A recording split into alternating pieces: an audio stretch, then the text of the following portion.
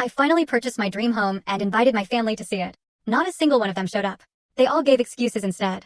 As I sat alone unpacking boxes, my dad texted, "We need to discuss the house." But my reply stunned them all.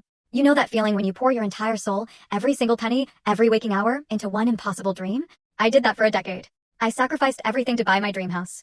But the moment I got those keys, when I sent invitations to my own family for a housewarming dinner, ready to share that monumental joy, they didn't show up.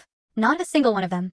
And that, my friends, was just the beginning. What came next was a phone call that didn't just disappoint me, it shattered everything I thought I knew about my family and about myself. My name is Justine, I'm 33, and this is the story of how my dream house became the biggest nightmare of my life.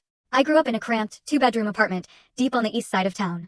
My parents, Thomas and Linda, were warriors, working multiple jobs just to keep a roof over our heads. Mom waited tables by morning, cleaned offices by night. Dad bounced between construction and security, season to season. My younger siblings, Natalie and Adam, shared the second bedroom, and I slept on a pull-out couch in the living room until I was practically an adult, 17 years old. Money wasn't just tight, it was a chokehold. I can still picture my mom, stretching a single pound of ground beef across 3 meals, adding more beans, less meat, each time. Dad, he was obsessed with the electric bill. Leave a light on in an empty room, and you'd get the lecture. Electricity costs money we don't have. He'd flip the switch with a sigh that weighed a ton, a sigh heavy with all his financial worries. But even with all that, we had Sunday drives. Once a month, Mom would coax Dad into borrowing his brother's car, and we'd cruise through the affluent neighborhoods across town. Those streets, lined with magnificent houses, they captivated me.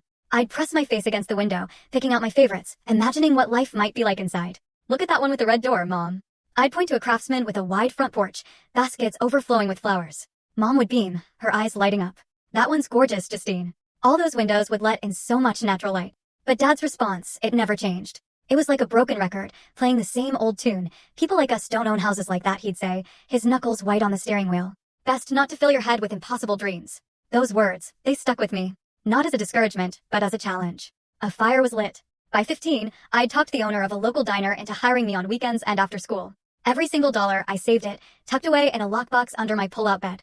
When my parents eventually found out I was working, they expected me to contribute to household expenses. And I did. But I still managed to squirrel away half of every paycheck for my future. High school graduation brought news that felt like a bolt from the blue. My guidance counselor, Mrs. Garner, called me into her office one April afternoon, practically buzzing with "full story" on the channel. Link below. Click now and watch what happened next.